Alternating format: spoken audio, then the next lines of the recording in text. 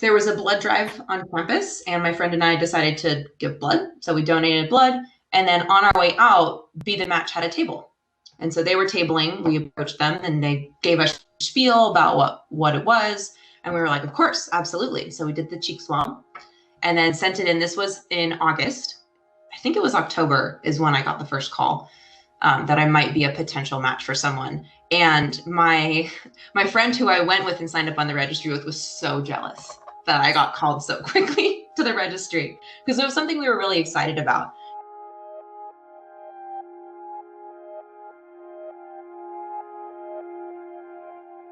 The only negative part of the entire experience was towards the last 2 days of being on the medicine, I had really achy bones. And so I called my coordinator, my Be the Match coordinator, and they called me in a pain medicine while I was in Ojai, and that helped a lot, helped me sleep. But I went in the morning to do the donation, so they gave me the final dose.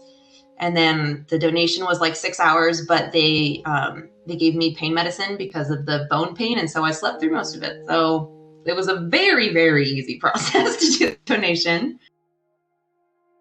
So it had been a year, and my coordinator reached out to me asking if I wanted to release my information or if I wanted to be in contact. And so a few years later, Maureen and I had a conversation about this, and both of us were an enthusiastic yes. Please inform me. It was also kind of a relief for me because the option of being in contact means that I know she was okay and that it went okay. And so it was a huge relief in general. So we did connect, and we talked on the phone and emailed and texted and whatnot. And then about 5 months later, my oldest son at that time had started his freshman year of college. So he was on his fall break. So he and I actually flew out to California to meet her. First thing we did was hug. Even though there's this technical stranger who I've never met in my whole life, it was the most natural thing in the world, of course, to hug the first time that you meet. And with that said, I feel like it's important to mention I'm not a hugger. I'm not that kind of person, but with Maureen, I am. Immediately felt like she was part of our family. It was just incredible the way we made this connection right away. So really special.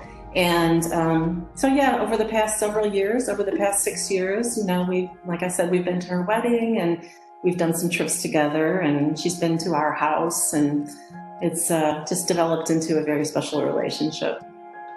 So Sean and Maureen are a much bigger part of our family than I could have ever anticipated. And so it began with a donation to someone anonymous, but it's morphed into I gained a new group of family members from the process, and I'm endlessly grateful. The whole process took maybe a total of a week between the calls, the blood tests, the medication, and the donation. It was maybe a week, but it was Maureen's life. It was her whole being. She had 3 sons, and I can only imagine what they went through and what her husband went through and everything on her end. And for me, it was maybe a week.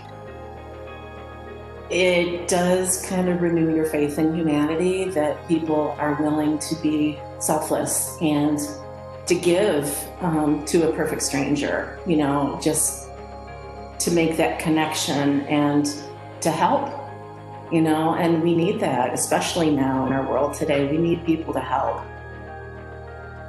It is someone's life. It might be inconsequential to whoever is donating, but if you have the opportunity and you get called on to be that for someone else, how can you say no? It's worth it 5,000 times over.